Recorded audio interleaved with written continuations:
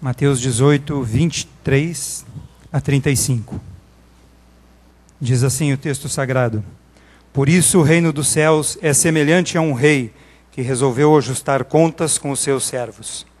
E passando a fazê-lo, trouxeram-lhe um que lhe devia 10.000 talentos. Não tendo ele, porém, com que pagar, ordenou o Senhor que fosse vendido ele, a mulher, os filhos e tudo quanto possuía, e que a dívida fosse paga. Então o servo, prostrando-se, reverente, rogou: Sê paciente comigo e tudo te pagarei. E o senhor daquele servo, compadecendo-se, mandou-o embora e perdoou-lhe a dívida.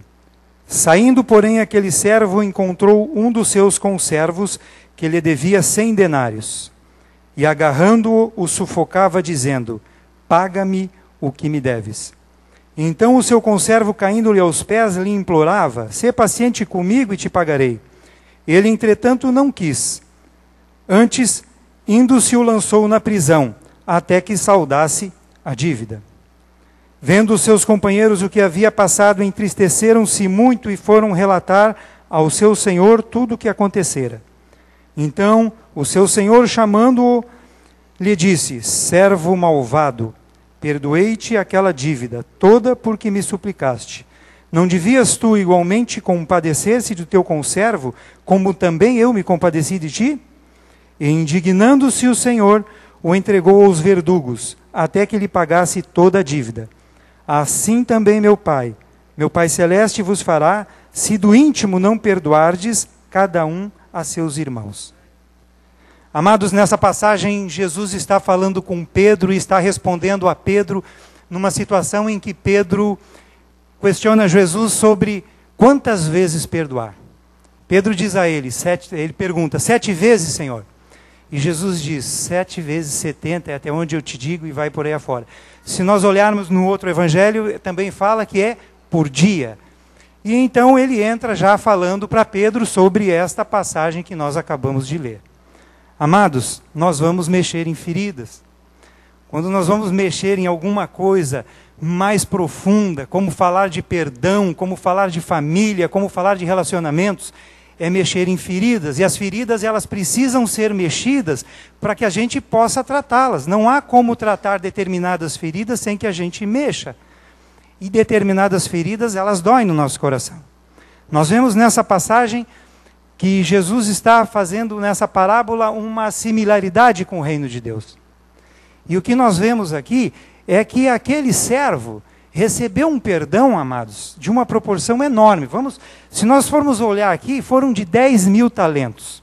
Para nós deixarmos na mesma moeda, um talento equivale a 6.000 denários. Então ele teve um perdão, amados, de 60 milhões de denários.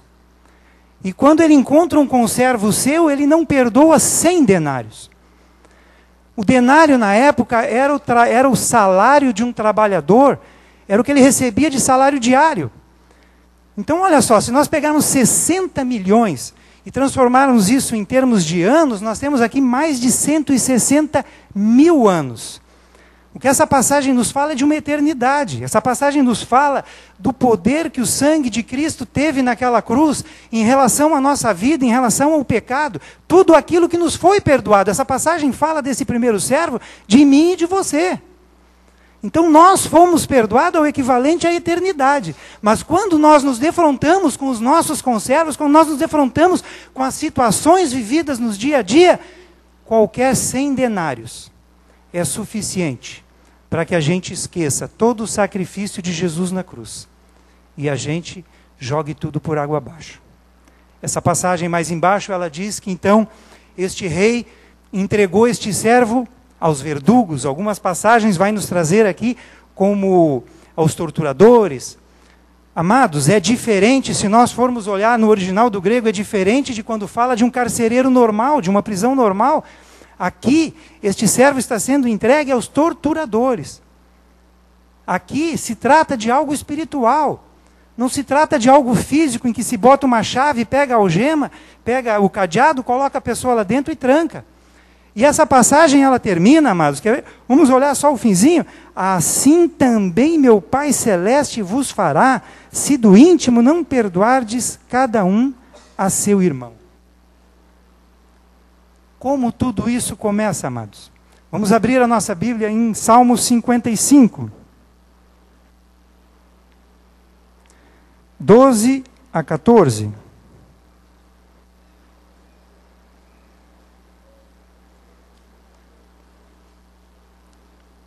Diz assim: com efeito, não é o inimigo que me afronta. Se o fosse, eu o suportaria. Nem é o que me odeia quem se exalta contra mim, pois dele eu me esconderia. Mas é tu, homem meu igual, meu companheiro, meu íntimo amigo. Junto andávamos, junto nos entretínhamos e íamos com a multidão à casa de Deus. Amado, quando nós falamos dessa situação, quando nós falamos de perdão, eu aprendi recentemente que as pessoas não podem nos magoar. As pessoas não têm o poder de nos magoar. A mágoa é algo nosso. As pessoas podem nos ofender. E em razão e em função de uma ofensa, seja ela uma ofensa física, seja ela uma ofensa moral, seja ela uma ofensa escrita, falada, às vezes, amado, até um não que nós recebemos de alguém nos magoa. A mágoa é algo nosso.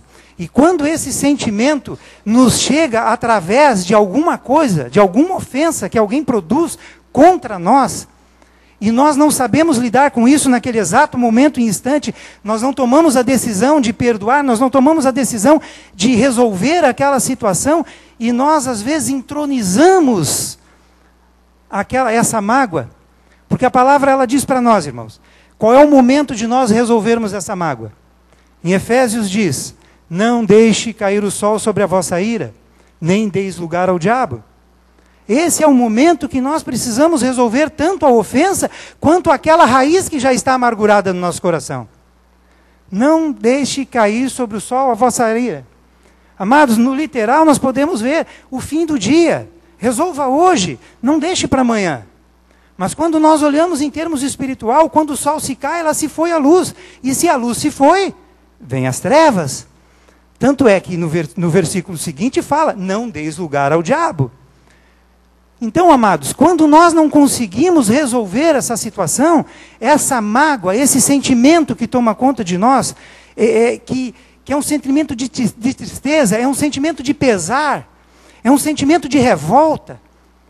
Essa situação que toma conta de nós, amados, ela vai enraizando, ela vai criando raízes, a própria palavra, nós vamos ver, ela nos mostra isso, e essa raiz, ela vai permanecendo, e nós vamos ficando ruminando essa situação. A própria palavra fala, numas definições, não a palavra, os dicionários em termos de amargura, mágoa, como ressentimento. Ressentimento nada mais é do que nós voltarmos a sentir a mesma situação novamente em função de algo exatamente como tivesse sido naquele momento que aconteceu. É sério, irmãos. É sério. Vamos dar uma olhada. O perdão, amados. Eu até anotei aqui. O perdão não é o problema. Nós às vezes falamos muito de perdão. O perdão é o remédio. O problema é a raiz de amargura que se instala no nosso coração.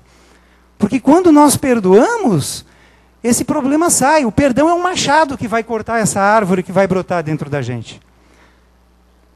Amados, vamos abrir a palavra em Hebreus 12. Hebreus 12, 14 a 15.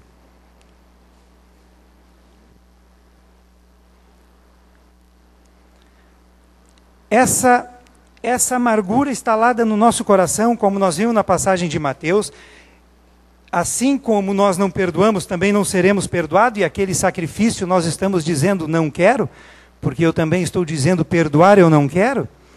Nós vamos ver que ali nós tivemos algo que nos afetou espiritualmente. Mas quando nós olhamos aqui em Efésio, além do efeito espiritual, Hebreus 12, 14 e 15, diz assim o texto: segui a paz com todos, e a santificação, sem a qual ninguém verá o Senhor, atentando diligentemente, porque ninguém seja faltoso, separando-se da graça de Deus, nem haja alguma raiz de amargura, que brotando vos perturbe, e por meio dela muitos sejam contaminados. Então nós vimos na primeira passagem os efeitos espirituais, e eles aqui também permanecem. Nos falam aqui, logo no início, de que não ver o Senhor. E nós vemos aqui também em que, ao brotar essa raiz, como toda árvore, ao brotar esse fruto, ele vai nos trazer não só problemas pessoais, como diz ali, perturbações, e nós já vimos que lá também no primeiro texto fala que serão entregues aos torturadores, aos carrascos. Ali também é a perturbação, mas aqui vem um outro problema que já ultrapassa o limite da própria pessoa. Por meio dela, muitos sejam contaminados. Quem não conhece uma pessoa daquelas que está amargurada e chega no meio de um grupo e a presença dela é notada? Porque o veneno que ela destila em determinadas situações corrói quem está perto. Não corrói só a gente, corrói o externo.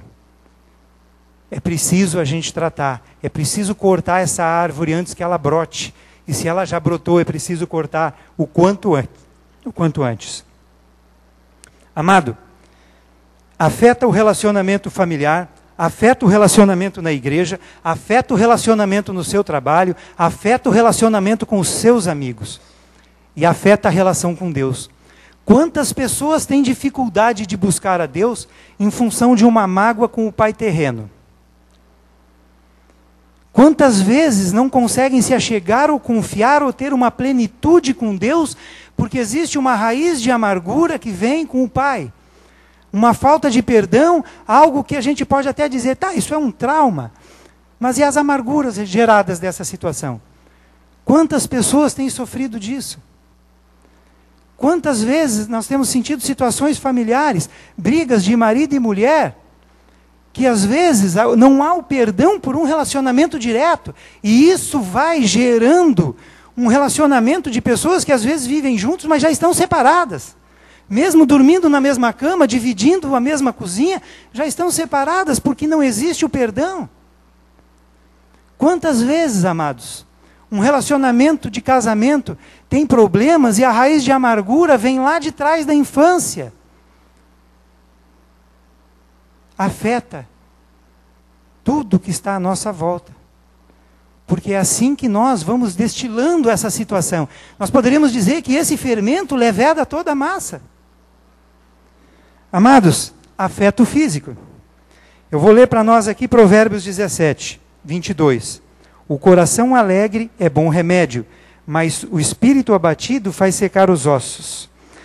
Dizem alguns estudiosos aí que a gente tem lido sobre raiz de amargura, que estresse, dor de cabeça, problemas intestinais, insônia e mais uma coleção de outras doenças também são causadas pelas raízes de amargura.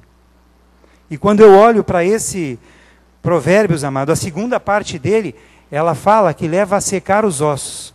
Se nós dermos uma olhada no literal, depois de morto, a última parte que sobra para secar são os ossos. Ela nos leva ao extremo. E o triste disso é que muitas vezes nós não admitimos que somos portadores de uma situação, de um problema ou de um mal. Mas aí a gente conversa, a gente olha e diz assim, perdoar é difícil. Eu concordo. Perdoar é extremamente difícil. Perdoar é algo que requer muito.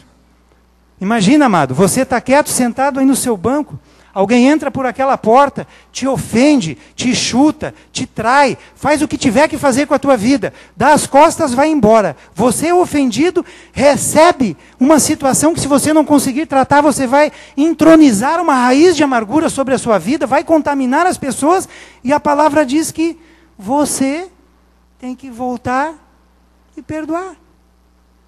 Você não fez nada, você só recebeu.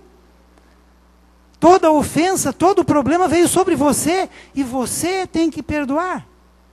Amados, perdão é a expressão da graça. É a expressão da graça. É um favor imerecido. Você vai olhar e vai dizer, não merece, fez tudo isso para mim, mas nós precisamos. Por quê? Porque senão nós vamos ficar presos espiritualmente. Talvez você diga, isso não é tão sério. Amados, eu fiz 1 ano e meio. O Senhor me permitiu trabalhar 1 ano e meio com moradores de rua em Florianópolis. Alguns irmãos aqui eu já compartilhei. E a gente tem uma visão diferenciada. Grande parte deles não foi parar na rua pela droga. A droga entrou depois, o álcool entrou depois. A maior parte dos moradores de rua, do grupo com quem eu trabalhei, foi parar na rua por raiz de amargura, por falta de perdão. E não é com um estranho, amado, porque a passagem do Salmo 55 mostra, é o meu amigo, é o íntimo, é o mais chegado, é o nosso marido, é a nossa esposa, é o nosso filho, é o nosso pai.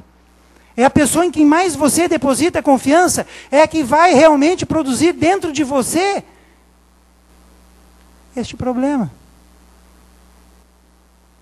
Só, amados, é difícil. É difícil. Sabe por que é difícil? Porque o nosso orgulho não permite que nós venhamos a nos humilhar. Nós não vamos nos humilhar. Eu não fiz nada, por que eu tenho que me humilhar? E nós somos seguidores de Cristo e a gente bate no peito, levanta o braço, canta louvores.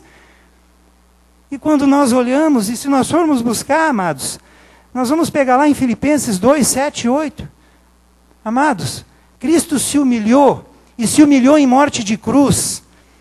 E mesmo quando estava lá crucificado com um prego em cada mão, do jeito que estava, no meio do sofrimento, enquanto zombavam, enquanto continuavam humilhando, ele vira e diz, Pai, perdoa. Eles não sabem o que fazem. E amados, se nós somos pecadores, ele subiu lá, sem nenhum pecado.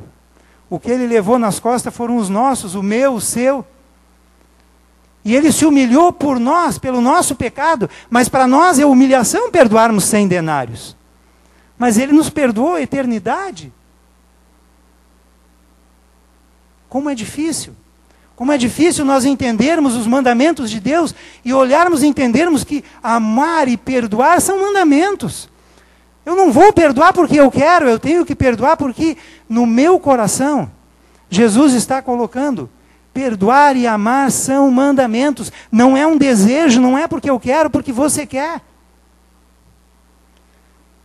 Em 1 Coríntios 13, 7, fala que o amor tudo suporta. Que amor é esse que não suporta 100 denários? Mas se prostra aos pés da cruz para requerer 160 e poucos anos de escravidão. Que se coloca aos pés da cruz e pede a Deus, me leva contigo. Mas quer levar de arrasto 100 denários de outro? Amados, quando Jesus ensina a orar, a oração do Pai Nosso, praticamente no final dela ele diz, então nós vamos dizer, Pai, perdoa os meus pecados assim como eu tenho perdoado aqueles que são os meus devedores.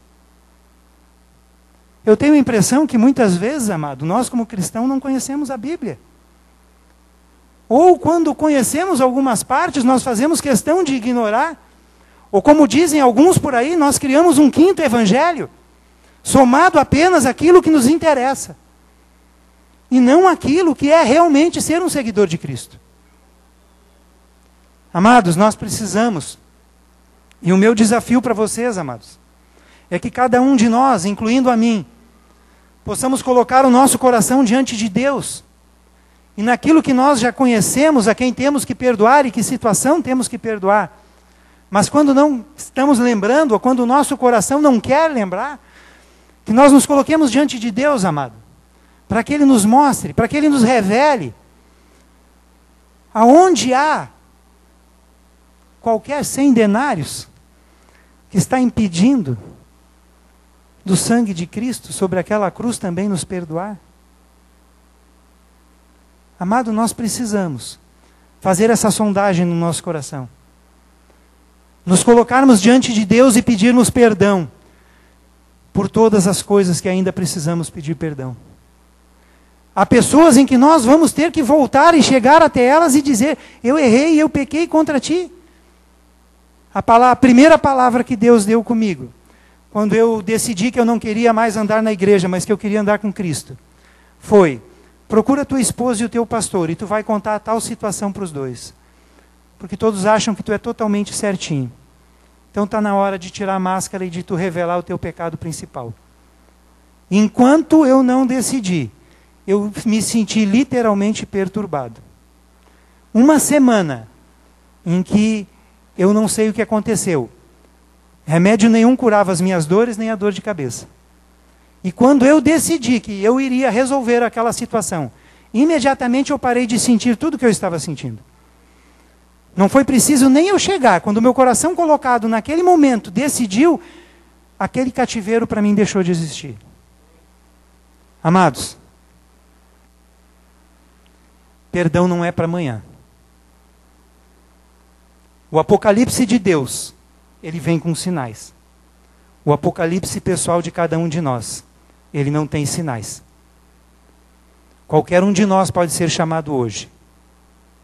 E dependendo de como estiver o nosso passaporte, amigos, ou nós vamos para junto de Deus, ou nós vamos queimar no inferno e no lago de fogo.